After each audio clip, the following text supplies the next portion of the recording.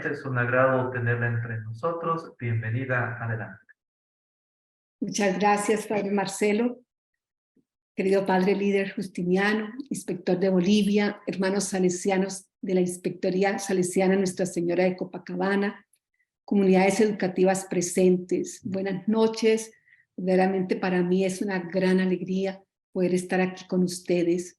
Gracias por este gran espacio de reflexión que nos prepara al Congreso Salesiano 2023 dentro del contexto de los 75 años de la Inspectoría. A grandes rasgos, presento las pinceladas que voy a dar frente a la temática que compartiré con ustedes. Primero, haré una pequeña introducción, justificación. Un segundo punto, educar a los jóvenes, un desafío de crecimiento humano y cristiano. Tercero, educar la interioridad de los jóvenes. Cuarto, de la clase de religión a una educación religiosa liberadora. El tema educar en la religión a los jóvenes de hoy creo que es un tema amplio y de mucha actualidad para todos los que sentimos la llamada a trabajar con los y las jóvenes en este mundo tan lleno de desafíos y propuestas. Agradezco a quienes han tenido la feliz iniciativa de convocarnos para este magnánimo evento. Como salesiana, veo y siento la urgencia de estar en constante actitud de reflexión, de escucha y de acercamiento a la realidad para discernir desde la óptica de Dios las formas más precisas y pertinentes para saber entrar en diálogo con el mundo juvenil.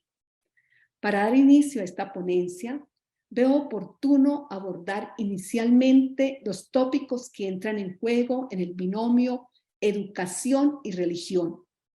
Y en segunda instancia, entraremos a dar algunas pinceladas sobre el fenómeno religioso en el joven de hoy, diciendo de antemano que el concepto joven actualmente puede ser visto con una visión muy amplia en cuanto a edad cronológica se refiere. Entremos en materia. La educación, sencillamente mirando el diccionario, nos dice que es la formación práctica y metodológica que se le da a una persona en vías de desarrollo y crecimiento. Es un proceso mediante el cual al individuo se le suministran herramientas y conocimientos esenciales para ponerlos en práctica en la vida cotidiana.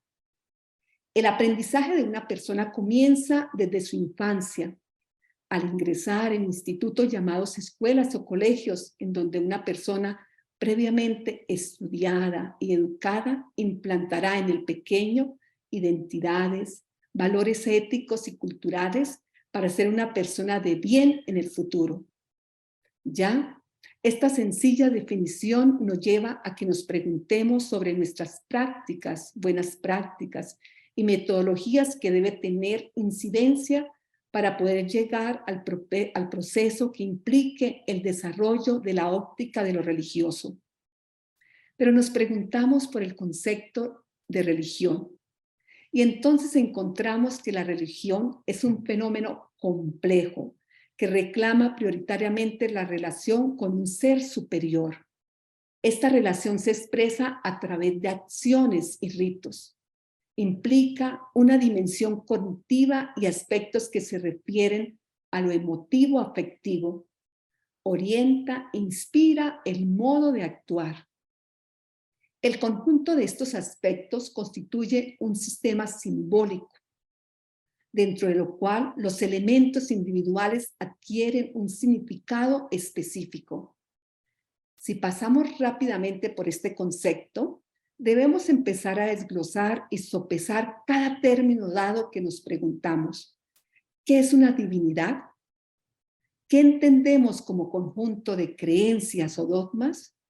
Y más aún, cuando vamos enfocando este concepto hacia los jóvenes de hoy, y como salesianos y salesianas, comunidades educativas, que entendemos el sistema preventivo desde los tres pilares, la razón, la religión y el amor, es necesario que ubiquemos nuestra reflexión en sintonía cristiana y que además demos un justo valor desde la ética a todo lo que tiene que ver con las normas morales y rituales que tenemos como riqueza cultural y también desde el concepto, desde la antropología cristiana.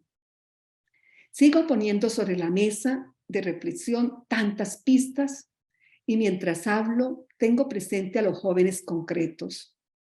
Y como tuve la posibilidad de pasar por Bolivia, tengo los rostros de muchos jóvenes bolivianos. Así como en Colombia y como en América, en el mundo entero, jóvenes que muchas veces son incomprendidos, que están solos, que no encuentran su puesto en la sociedad o que no quieren nada, o también jóvenes que tienen ilusiones, anhelos de participación y protagonismo. Cada uno de los invitados a este espacio de reflexión va caminando y va sintiendo en el corazón salesiano que busca amar, responder y vivir según lo que Don Bosco soñó para la familia salesiana. Por eso estamos aquí y tenemos este espacio, porque queremos verdaderamente actualizar lo que Don Bosco nos ha dejado. Ahora bien, creo que en esta línea de realidades tan rápidamente enunciadas para llegar al título de esta ponencia, encontré una investigación que vale la pena acercarse a alguno de sus apartados. Reseña, religión y juventud, el impacto de los cambios socioculturales en los procesos de la transmisión de la fe. Este trabajo se posiciona desde una metodología cualitativa, pues buscaba conocer las diferentes percepciones y experiencias de un diverso grupo de estudio, así como su relación con la Iglesia, la fe y la educación católica.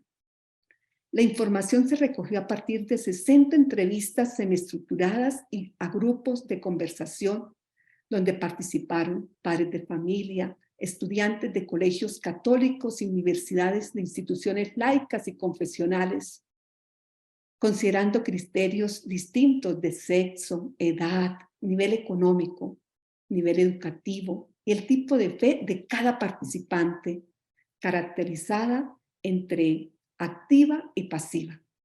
Para el análisis de la información se recurrió al análisis de discurso, pues permite realizar un balance respecto al modo en que la cuestión de la fe católica y su transmisión es construida. De esta manera, la presentación de los resultados se estructuró en 3 capítulos.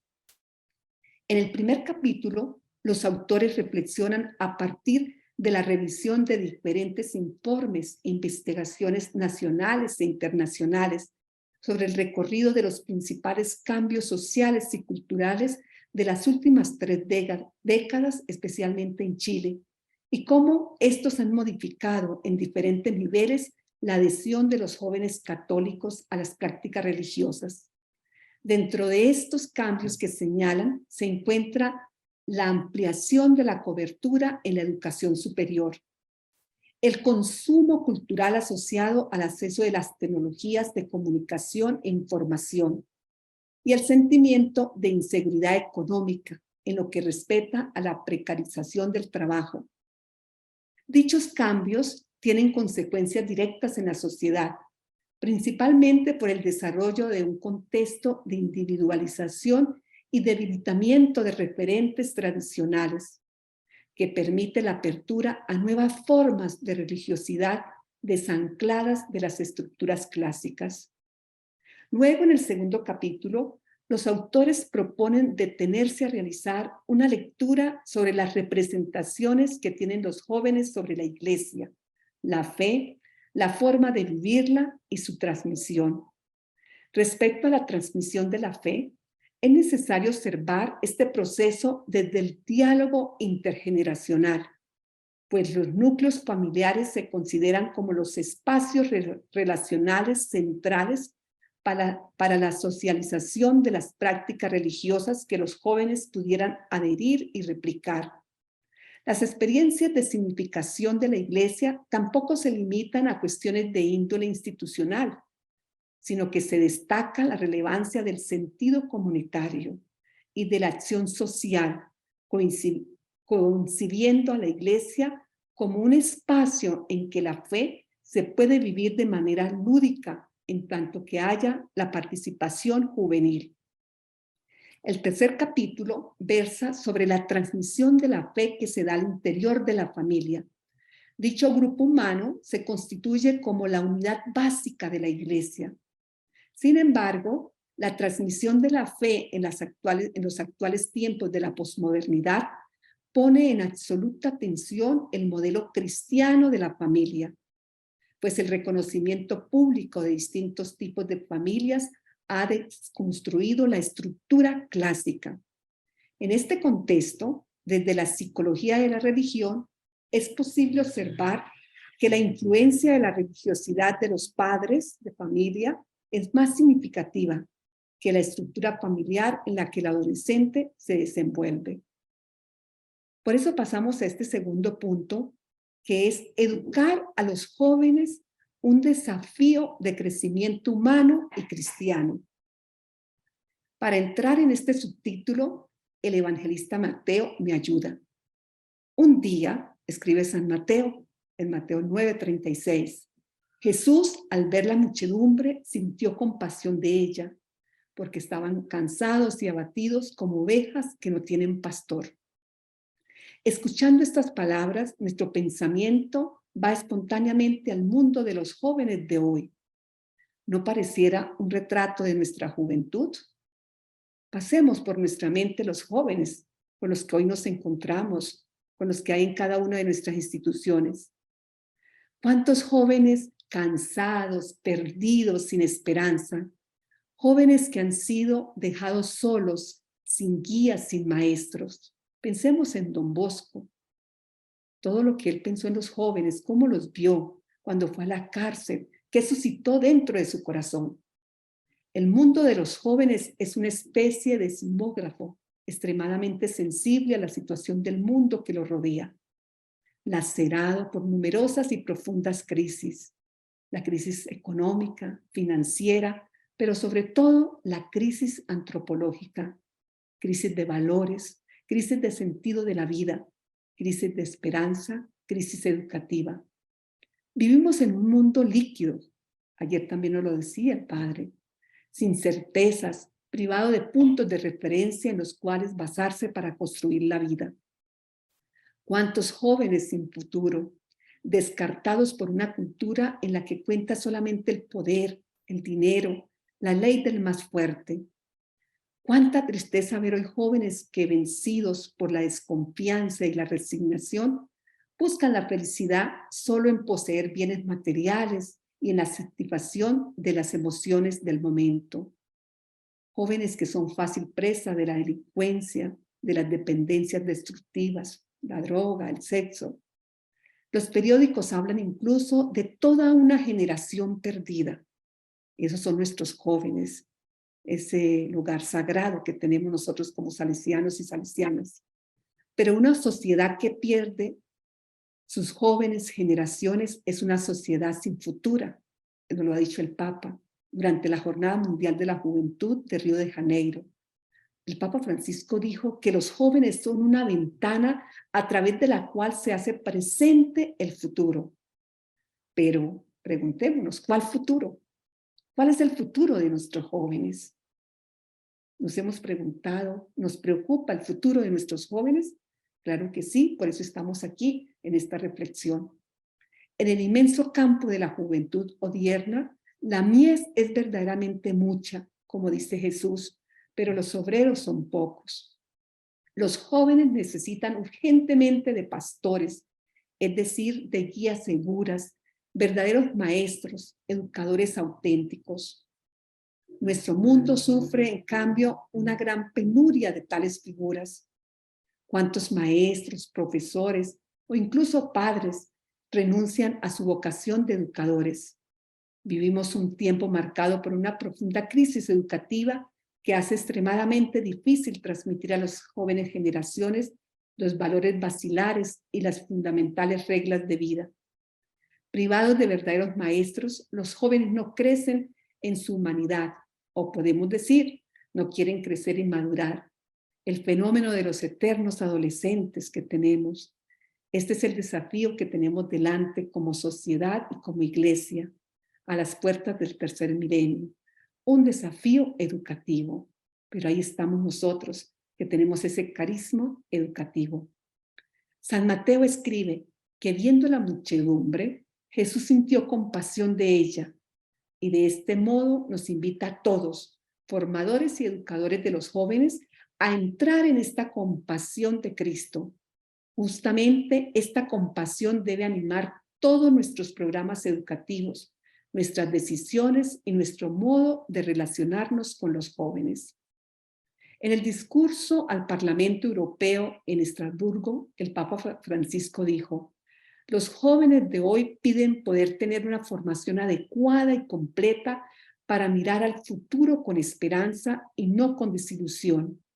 Para afrontar el grave desafío de la crisis educativa, son necesarias figuras de formadores animados por un impulso y una valentía educativa nueva. Habla de formadores animados. Creo que cada uno de nosotros recordamos a tantas personas que verdaderamente han sido para nuestra vida unos formadores que nos han ayudado.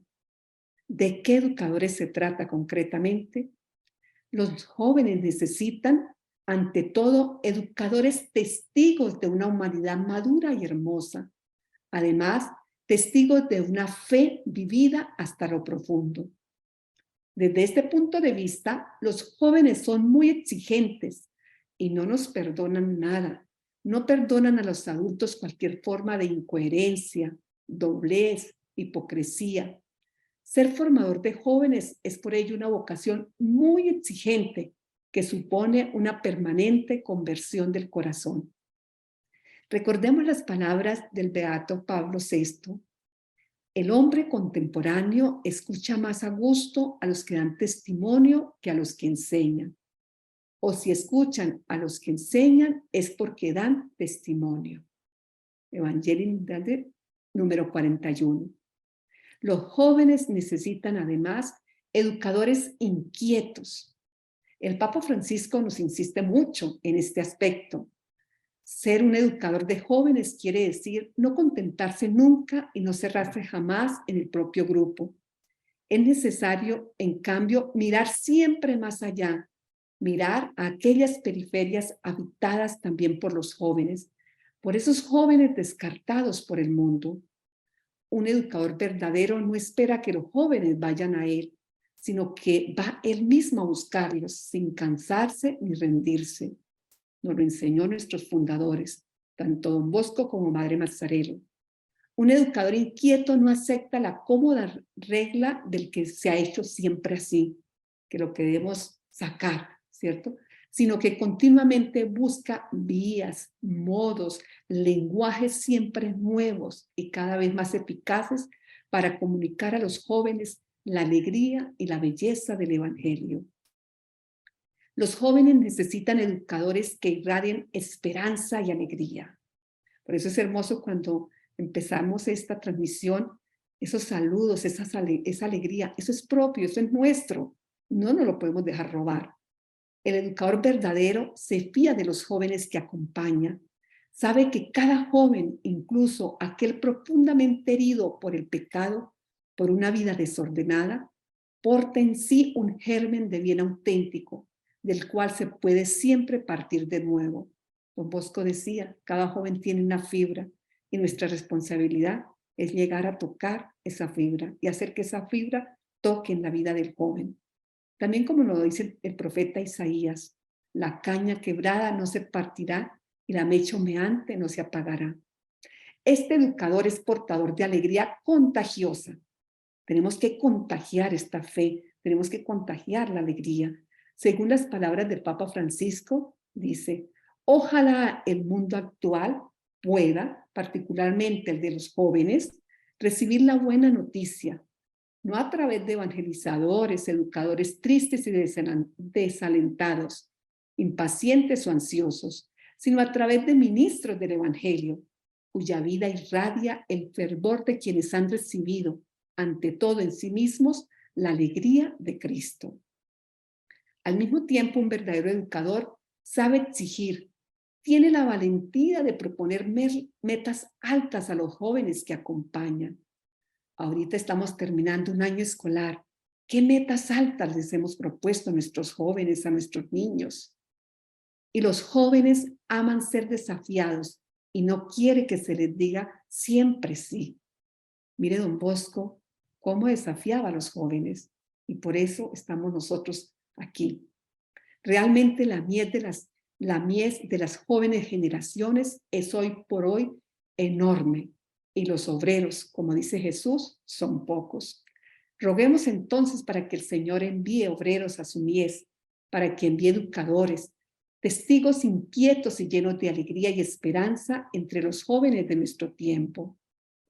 Para concluir esta parte, me parece necesario que en nuestros ambientes y casas salesianas, los maestros, los educadores sociales o los animadores del tiempo libre, es decir, todas las personas que se preocupan por la educación de los jóvenes, sean verdaderamente testigos de Jesús. Probablemente esta sea nuestra piedra de toque de nuestros desafíos educativos pastorales. Retomar todas estas características que nos recuerda el Papa Francisco significa hablar de testigos maestros que estén dispuestos a hacer caminos de conversión en la propia vida y asumir el compromiso evangélico de hacer camino junto a otros creyentes implicados vitalmente en el anuncio del reino. Para ello necesitamos verdaderos maestros que puedan abrir cauces, sugerir senderos y recorrer junto a los jóvenes los caminos de crecimiento personal y de maduración creyente. Entramos a un tercer punto: educar la interioridad de los jóvenes. Este apartado busca que centremos nuestra reflexión en la educación a la interioridad como clave y espacio de encuentro con ese Dios que nos habita y que nos ha creado como seres capaces de relación entre sí con Él mismo. En este sentido, se hace necesario aclarar que no se realiza una educación directa, inmediata a la fe. La fe se desarrolla en el plano del misterio o del diálogo entre Dios y cada persona. Este espacio de vida escapa a todas las intervenciones del ser humano. En este sentido, va reconocida la prioridad de la iniciativa de Dios. La respuesta de la persona consiste en obediencia acogedora del misterio, porque la fe es un don. Proviene entonces del escuchar y no solo de la reflexión. Es acogida y no elaboración. Por eso la educación a la interioridad es entendida como una modalidad concreta y cotidiana donde se puede desarrollar el diálogo salvífico. ¿Cómo educar a los estudiantes a la interioridad? ¿Cómo se entiende el silencio en la escuela, en nuestros colegios? ¿Sabemos generar sosiego a nuestros estudiantes? ¿Les transmito paz? ¿Hago un ritual de interioridad en mi sala de clase? ¿Educamos a la interioridad? La religión ha utilizado la palabra interioridad como sinónimo de vida espiritual y de oración, mientras que en propuesta de crecimiento personal que se mueve entre lo psicológico y lo sapiencial y lo religioso, se asocia la interioridad a la conciencia de uno mismo. También se refiere a ese lugar donde se guardan ocultas e impredecibles las posibilidades de cada uno. La interioridad es nuestro espacio íntimo, que no necesariamente hay que confundir con lo privado o lo secreto. Lo íntimo es lo interior, lo reconocido dentro de uno mismo, lo que pertenece al yo verdadero, a lo más profundo de uno mismo. En cambio, lo privado hace referencia a lo que sencillamente no comparto o lo que nadie me ve más que yo.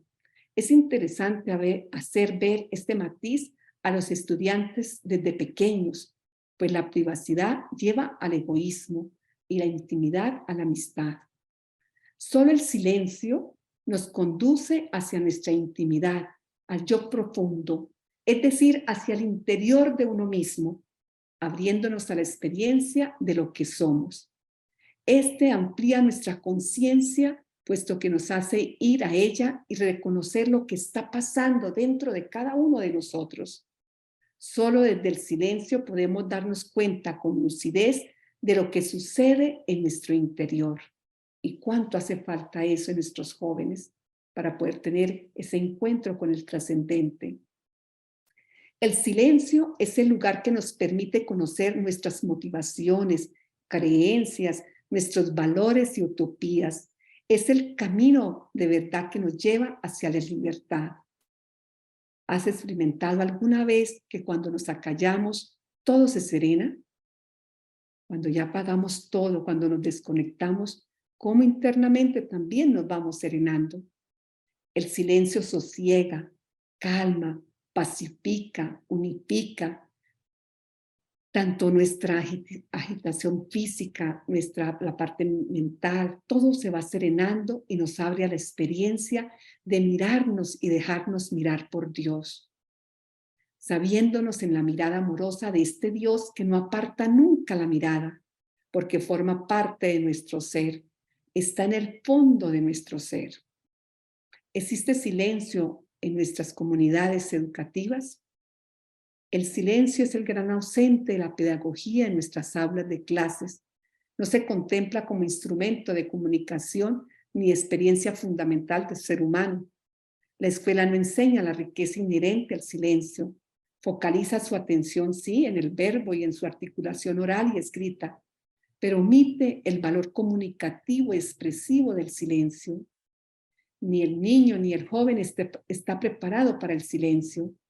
Para ellos es algo nuevo, extraño y problemático que hay que enmascarar inmediatamente. No están preparados para convivir con el silencio ni para descubrir la lección que lleva el silencio en sí mismo. No hablo del silencio externo e impuesto que otorga el poder al educador para que los estudiantes se callen, no. Me refiero al silencio que es absolutamente imprescindible para contemplar el mundo e interiorizarlo, para encontrarnos con esa presencia mayúscula.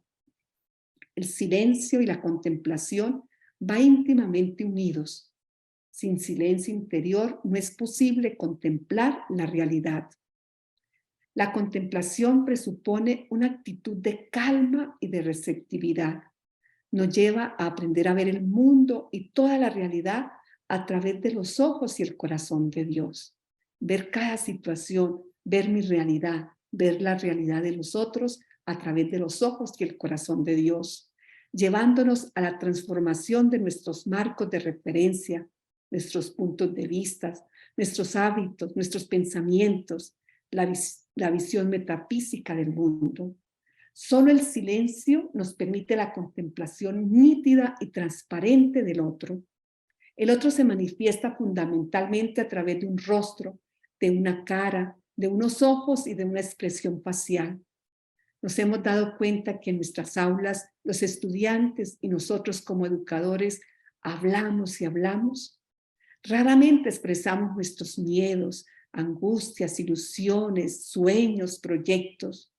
Si queremos comprender y comunicarnos con nuestros estudiantes, los educadores debemos aprender a escucharlos, escuchar sus silencios, los dolores de su alma, los gritos de sus inseguridades y miedos. La voz del silencio se hace educativamente necesaria en un mundo tan lleno de ruidos y cada vez es más, para así avanzar hacia un diálogo cada vez más humanizador.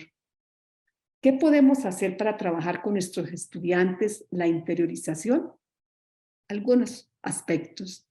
Practicar la pedagogía del silencio y de la interioridad a través de las oraciones diarias que hacemos en las aulas de clases, los encuentros de catequesis, la educación en la fe, la Eucaristía, las convivencias, las experiencias que suscitamos. Convertirnos en educadores que ayudemos a crear el clima necesario para que se produzca el proceso de interiorización desde el aprendizaje. Conectar el aprendizaje con la propia vivencia de los estudiantes en las diferentes disciplinas. Contemplar en las estrategias de aprendizajes que utilizamos que el estudiante es siempre el centro. Eso lo tenemos claro. La clase nunca se repite. Cada encuentro con el joven es distinto. El tiempo ha de ser vivenciado y dar relevancia a la experiencia. Propiciar ambientes en donde los estudiantes busquen la calma, se sientan acompañados. Finalmente, el silencio que se pide a los estudiantes ha de pasar por el propio docente. Por esto es importante que al entrar en el aula o ir al patio, o iniciar una clase. Saludemos con una sonrisa. Eso es propio del carisma salesiano. Con seguridad y mucha calma interior. Tomar el pulso, el estado del grupo, de ese grupo de jóvenes, de esos muchachos que de pronto los vemos como que no quieren nada con nosotros. ¿Cuál es el grado de motivación que tiene? No se puede educar ni tener control sin un contacto real de cercanía con cada estudiante. Y así pasamos al último punto que quiero compartir con ustedes, de la clase de religión a una educación religiosa liberadora. Así como las matemáticas, la lectoescritura y las ciencias, la educación religiosa es un área fundamental de enseñanza en las instituciones educativas del país, de nuestros países. Sin embargo, valdría la pena preguntarse por el tipo de educación religiosa que debería ocurrir en la escuela colombiana, boliviana o de América Latina. ¿Verdaderamente estamos aprendiendo? En el contexto colombiano decimos, perdóname que hable de Colombia, en educación religiosa parece que también nuestro país ha fracasado, según se desprende de las investigaciones realizadas en enseñanza religiosa escolar. Se dice, si la educación religiosa no se hubiera quedado en algo memorístico, sino que realmente hubiese sido una experiencia de formación, nuestros países serían diferentes. Dice el experto en estudios religiosos y doctor en teología José Luis Mesa Rueda, uno de los investigadores principales del estudio titulado Hacia una educación religiosa escolar liberadora. El profesor Mesa se refiere a que muy probablemente un buen porcentaje de la población podría recitar de memoria los 10 mandamientos de la religión católica, pero si realmente hubiéramos aprendido el no matarás, el no robarás o el no mentirás, nuestros países no tendrían los índices dramáticos de homicidios, desplazamientos, corrupción, desconfianza. El día a día nos demuestra que no aprendimos. La realidad que tenemos de nuestros pueblos nos dice qué hemos hecho. Sin embargo, la historia que revive la investigación mencionada va mucho más allá de conocer los mandamientos y aplicarlos. Se trata de un trabajo que incluyó 14 instituciones educativas públicas con el fin de identificar estos elementos liberadores de la enseñanza religiosa, para así poder promover una propuesta de transformación. No a la clase de religión, sí a una educación religiosa. La investigación partió de la base de que la educación religiosa no puede ser ascética ni indiferente a las realidades y dinámicas sociales, según se lee en uno de los artículos que han publicado. Anteriormente, las instituciones educativas dictaban la clase de religión y por ser un país mayoritariamente católico como el nuestro, se restringía exclusivamente a enseñar esa doctrina. En Colombia, en su constitución política, dice, toda persona tiene derecho a profesar libremente su religión y a difundirla en forma individual o colectiva. Todas las confesiones religiosas e iglesias son igualmente libres ante la ley. Y pienso que también en nuestros países está abierto a esto. Pero este cambio generó incertidumbre en las instituciones educativas, explica Mesa. Algunas siguieron ofreciendo lo que conocemos como la clase de religión, una religión confesional, muy similar a la catequesis escolar, pero cuando se matriculaba un estudiante que practicaba otra religión, la institución no estaba preparada para recibirlo. Otras la convirtieron en clase de ética, de valores o de formación ciudadana.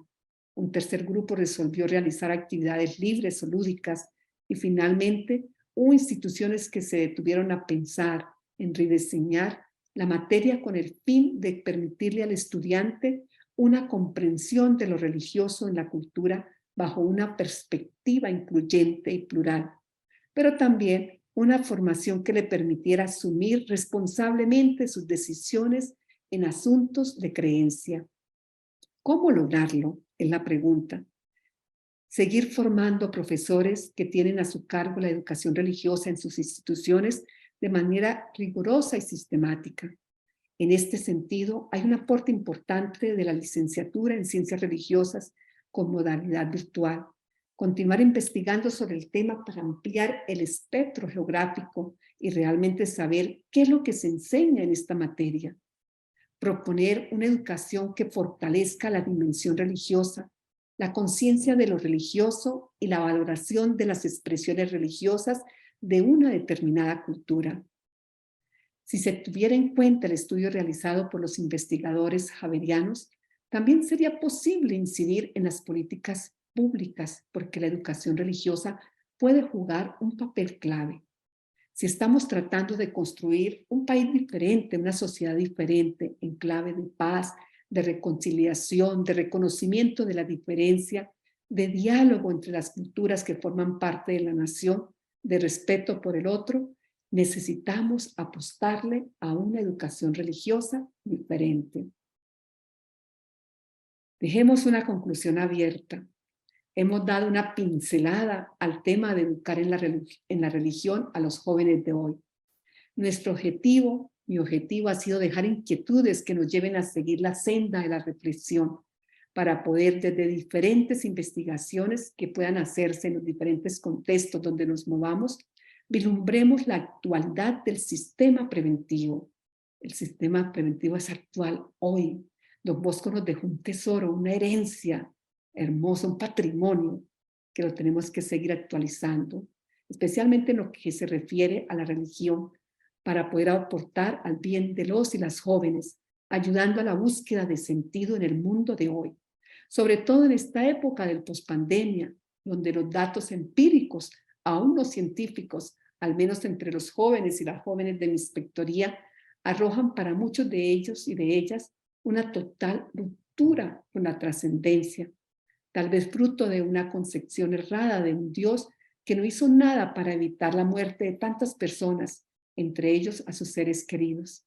Y esta ruptura se manifiesta en actitudes desafiantes, en la pérdida de sentido, en un libertinaje llevado al extremo.